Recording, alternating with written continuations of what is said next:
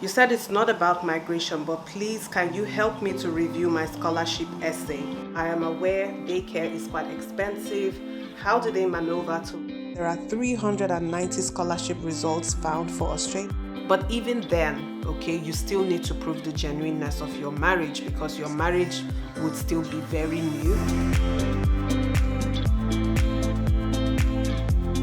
Hi, welcome back to my channel. My name is Chioma. I just want to warmly welcome you, especially if you're a newcomer on here, but I also want to say thank you to all of my subscribers, my viewers, my supporters. Thank you so much. Anyways, this is the Q&A video. Finally, I am getting around to answering those questions that you have sent to me. Most of you responded to my Instagram story post. Okay, so this is your cue. If you're not following me on Instagram, please do so as well because I put out feelers on there which you want to be across.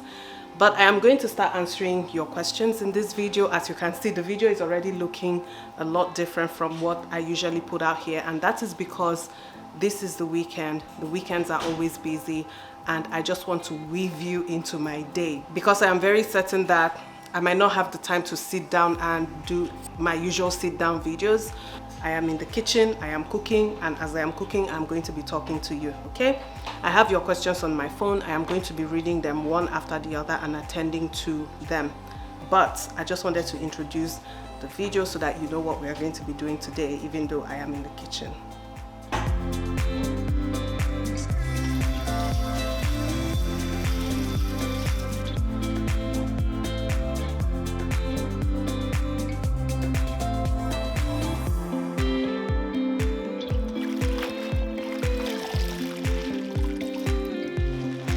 Okay, so now that we have the soup underway, okay, the soup preparation underway, the kids have looked after the vegetables, I have my meat and my pepper here.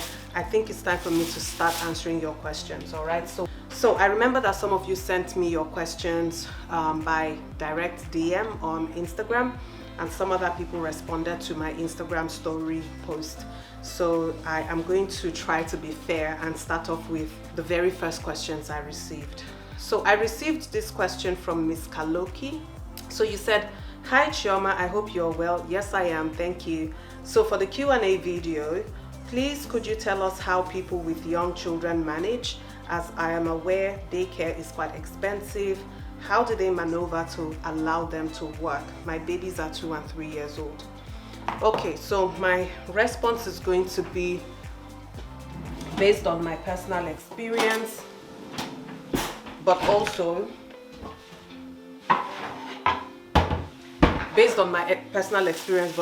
from my interactions with other people, you know, and the experiences of other people that I know. So for us, for instance, when we came in, just like you, my babies were 2 and 3 years old as well, so below school age. Myself and my husband decided, we had a chat about that, and we decided that because daycare was so expensive, it was counterproductive for one person to work and then have almost all of their earnings go into paying for daycare. We decided for one person to stay home. So I was not the studying parent at that time. So naturally, I stayed home with the kids, but I started a business while I was at home. I know that this might not be a viable option for you, but what some other people do and what we also had to do at some point when I started my own studies was that we explored the option of casual care. So casual care is just where instead of registering your children for permanent days at daycare, we opted to pay only for the days that we actually needed daycare. Now, the shortfall with that option is that sometimes when you actually need a spot, because you have to work, you have a shift, or you have classes, the daycare might not have slots for your kids. Okay, so that's the shortcoming with that. And then another thing would be for you and your husband to maybe alternate your shift times so that if he is working day, you can work night, or vice versa, so that at any given time one parent is home with the kids. That's what a lot of parents do. Okay, that's a very popular option. Or who knows, you might end up finding other opportunities. Other opportunities might just present to you when you're here. For instance, I did make a video where I mentioned that I attended a church once when we first arrived, and the women in that church were creative. They formed a childcare group amongst themselves, and they would rotate childcare amongst themselves. And I discovered that that was not an uncommon arrangement in some churches. You know, in some social groups, people would just come together and decide that they would help each other in that manner. It's very possible that you would find opportunities that just present themselves to you, opportunities that you can explore and take advantage of. For instance, myself, I also ran into this lovely lady who, at this point, I consider her more a friend. Look, I consider her more a sister than a friend. Okay, so we first ran into each other at my kids' school after my first daughter started school. She, at that time, had one kid in school and two others at home who were much younger than the one in school.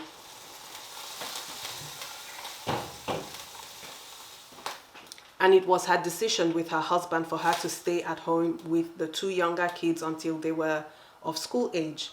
So I approached her, I spoke to her. Meanwhile, she had already offered that she was happy to help look after my other daughter who was not yet in school anytime that I needed to go to work or I needed to go to class.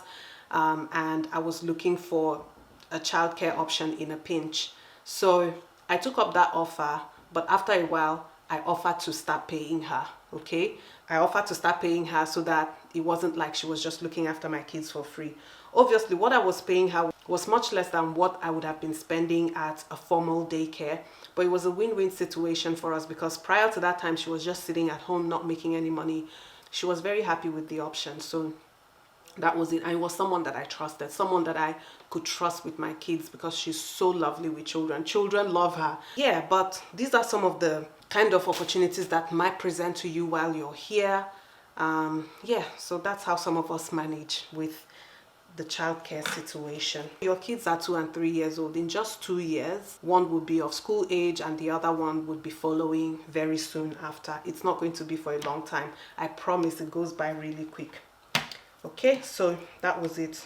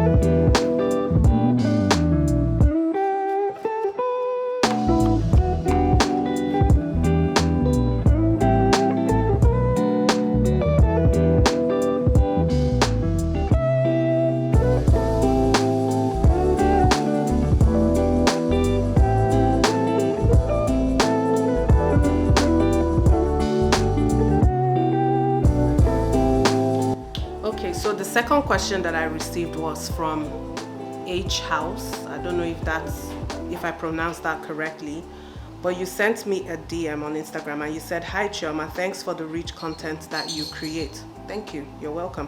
Can I apply for funding or student loan? Do you know any organization that gives international students funding? Now, the thing is that I don't know any specific organization that provides loans and funding, okay? But maybe you want to look into scholarship options. And how you can do this is to actually search the website of the particular school that you're interested in coming to. Some of them offer different types of scholarships for different classes of students. So international students, domestic students, you want to find that out. You know, I'm just going to share one website that I found really helpful. It is IDP. I have also mentioned IDP when I talked about how you can search for courses and compare tuition fees and location and things like that. So I am using IDP in this instance. You can go onto their website and filter for scholarship options. So that is what I am doing right now, and it's going to appear on the screen. Let me show you very briefly how you can access scholarship information for Australia. I always go to the IDP website. I find the website quite comprehensive and easy to use. So here I am. I have done a very quick Google search and I am going to select the IDP result. Once I get onto IDP, I would click on the search icon up there and then click on find a scholarship. To find a scholarship, I am going to use two search parameters. One would be destination country, and here I am just going to select Australia. And then for study level, I am going to do postgraduate, and then I'll click on find scholarship. So it is showing me that there are 390 scholarship results found for Australia. Obviously, that is too much for us to sit down and go through one after the other. So I'm going to apply more filters here. And it is good that you can either choose to filter by specific subject area, and you can see that there's a few options here for specific subject area, but I am going to use institution. So let's say, for instance, I am interested in the University of Queensland. Let me see what scholarship options they offer. So I can see that there are 24 results from the University of Queensland. I'm going to apply the filters. And here, these are the options. So there is the University of Queensland Refugee and Humanitarian Scholarship.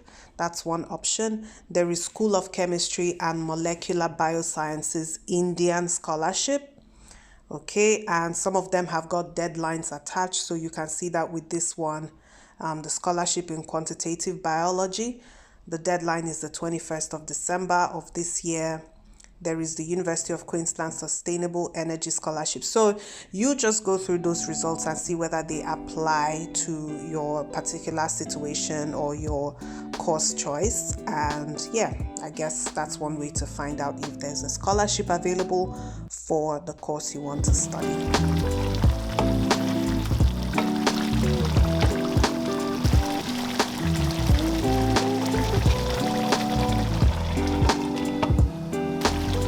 Moving on to the next question, which is from Macolostius. I beg, make una no vex if I am murdering your name. But you said, how can I start to get into social work jobs for experience while studying social work in Australia?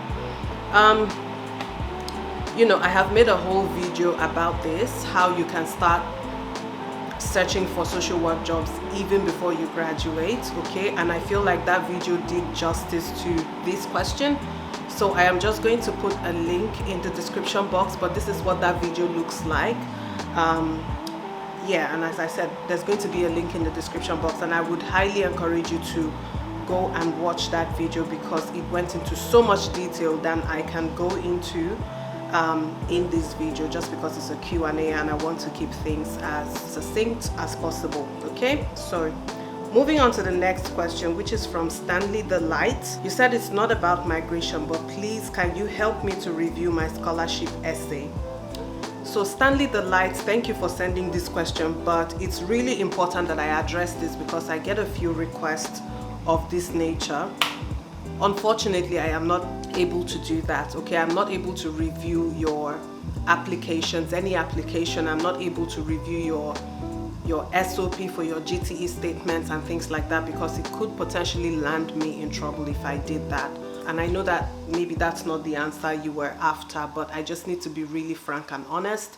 And because you have asked this question and a few other people have asked as well, I think this is a good time to just address it. I'm not able to do that, unfortunately, but thank you for stopping by here, and I hope that some other information that I put out here on my channel is useful, even if I am not able to do this for you. The next question came from Sud Luxury 1, and your question was, is it a must I apply for Ielts exam before I can migrate to Australia? And the answer is yes. Okay, depending on the migration option. what I just gave is a general answer. If you're coming in as a student, you would need to write IELTS for your visa. Even if the school you're coming to waives English language requirements for you, you still need to write IELTS or some other English exam for your visa application. If you're if you apply for some of the other skilled migration visas, obviously you also need to show evidence of English language capacity, which means you have to take IELTS or some other English test. But on some of the employer-sponsored visas, you may not require IELTS. I am thinking specifically about the 482 visa. Okay, you may not. There might be a requirement for you to fulfill that requirement by writing IELTS, or there might be other options for you to demonstrate your English language capacity. But generally speaking, yes, you need IELTS. I'm going to check on my pot at this time because it is screaming in protest. Okay, I'll be back. So the vegetable soup is doing okay. Let's continue. The next question is from Maralisha Cakes, and you said, or rather you asked, must I leave the money for 3 months before applying for visa, or is there any way out? Yes, you need to leave that money for 3 months if you are showing proof of funds by a bank statement. Okay, so that money has to be there for at least 3 months. But if you're going to be showing proof of funds through some of the other methods that are allowed, and by the way, I have made a full video about proof of funds and how you can actually show proof of funds. Okay, so it's not only by bank statements. If you're looking at some of the other options that do not involve a bank statement, then I would encourage you to watch that video so that you know exactly how to go about it. So the other option would be to submit a tax assessment from either your spouse or your parents. So Agudie, I hope that is your name. Agudie, you asked, na plenty money. Plenty money is subjective, okay? Plenty money is subjective. Again, I would encourage you to go and watch the video about proof of funds so that you know exactly what the department is looking for when they ask you to demonstrate proof of funds. And it will show you how to calculate the proof of funds for your own particular case, because the proof of funds is not a blanket amount that applies to everyone. Okay, it depends on your particular situation, and I think the big variable there is the course you're studying. Now moving on to Winnie Mutile. I don't know, when I pronounce people's names, especially names that I'm not familiar with, I feel somehow, because I know that I might actually be mispronouncing names here, and I just want to apologize. Anyway, Winnie, your question was your take on wanting to move but do not know anyone there. Is it hard settling, finding jobs? Well, what I would say is, for you to be realistic with your expectations. I don't imagine that if you're moving to a new country where you know nobody, you have no family, that it's going to be easy peasy. There will be a period of adjustment, and during that period you might find it a bit challenging because there's no other person to rely on but yourself. Hold that thought. I need to check my pots.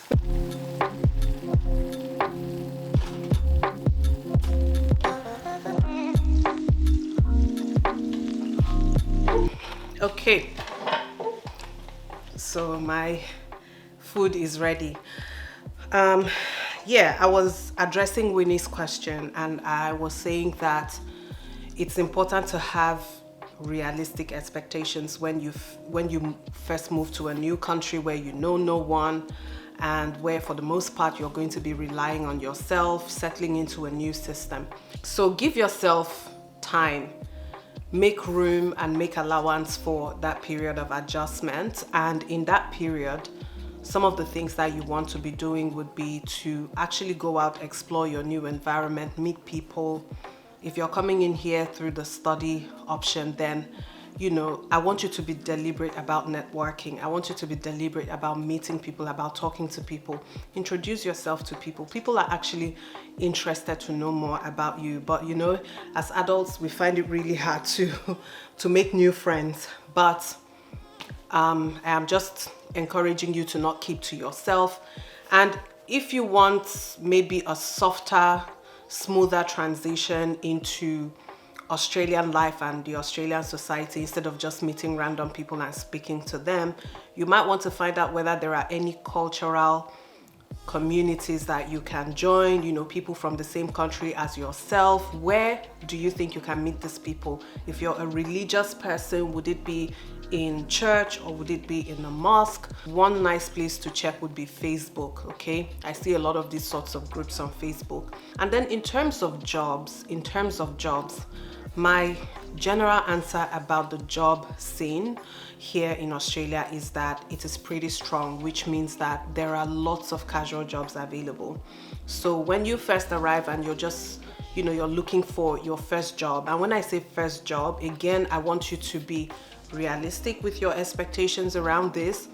It is possible that you're coming from a profession, like you're a professional in a certain occupation, and maybe you have hopes that you would pick up exactly where you left off. And I just want to say that most people do not find that to be the case, that they very easily pick up where they left off. It's likely that you will have to do like a few casual survival jobs first before you find that opportunity that links you back into your profession. And on that note, I also want to encourage you, if you're coming from a profession that you would want to continue here in Australia, I would encourage you to look at opportunities to upskill yourself. So any professional development opportunities, look at certificates that are related to your background. I'm talking about certificate courses that might just take a few months to complete, like 2 months, 3 months. Upskill yourself, because at the end of the day, Australian employers love it when you can demonstrate Australian qualifications, but also Australian experience. Are you able to volunteer in your industry? Can you find volunteering opportunities in your industry? And maybe you want to combine this with other casual jobs you're doing. Maybe you want to dedicate 3 days to casual jobs and 2 days to volunteering. Or if that's not possible because you're studying, you want to find a way, okay, even while you're studying and working, to face the direction of what career you actually want to be in when you finish your studies. So the next person I want to address would be Surname and beyond. And I'm just going to read this because it's a bit long.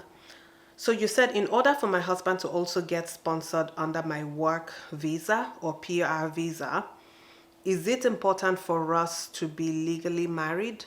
Should I wait to change my maiden surname to his before I start my application process? Or does Australia recognize customary or traditional marriage?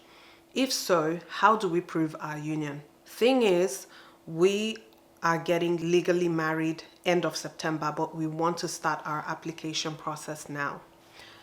Well, Surname and beyond, I would say, it doesn't really matter whether you're married or not, as long as you can prove that your relationship is genuine. Because Australia is not so fixed on people who are married, okay? Because there is another arrangement called de facto partnership, and de facto partners are not necessarily married. So your relationship, the status of your relationship right now might fit into de facto partnership. So I would encourage you to look up on the conditions of demonstrating the genuineness of a de facto partnership. But as well, you're getting married in September, which is just around the corner. So I would say you can as well just wait, get married, have your documents.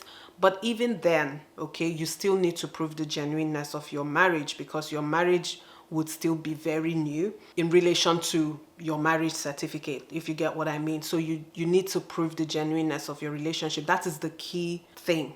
Whether you have a marriage certificate or not, they just want to know the genuineness of your relationship. And some of the ways to prove this would be, to show documents or evidence of how you are transacting your lives together as a couple. Do you have joint bank accounts? Your utility bills and things, are they in both your names? Do you live together?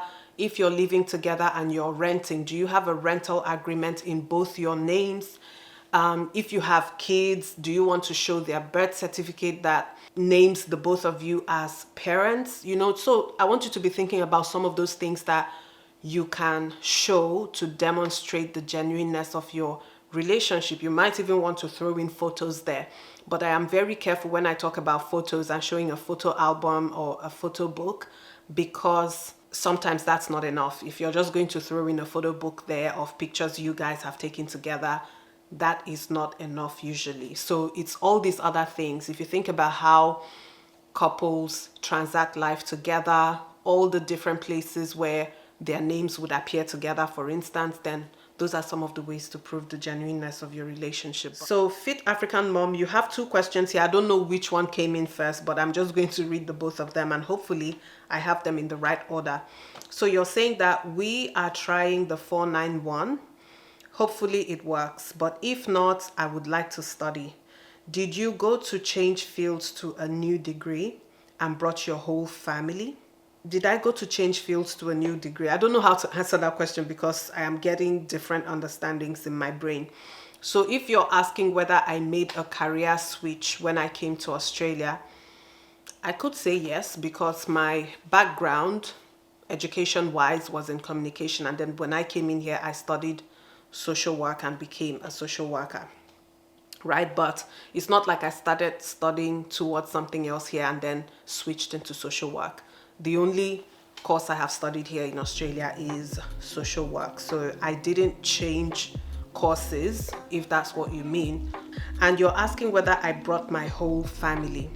I have told our story here about how we came into Australia, so maybe you want to watch that. And it's actually one of my most recent videos where I talked about how we went from student visa to citizenship. So I narrated our journey basically. So my husband came in first, he was on a student visa, and then we applied to join him on his visa. That was how myself and the kids joined him on his visa, and then a year after that I started my own studies as well. So I hope that answers your question. I think I am going to stop here for now because I have finished cooking. I need to serve up the meal and everyone needs to eat, and it's a bit late in the day. I have other things to do. So I am going to see whether I can come back today and continue answering these questions. Otherwise, I might see you in another video. And if that eventually happens, that you get to see me in another video, I just want to remind you to like this video before you leave, and make sure to subscribe if you want to join the family. And don't forget to share this video. I find that question and answer videos are a good sort of resource to share to other people, because the questions you're asking are the same questions that other people are asking. So feel free to share this video to anyone in your circle who you know is looking for these sorts of answers as well. And if I don't come your way again in this same video, I'll see you in part 2. Stay tuned. Bye bye.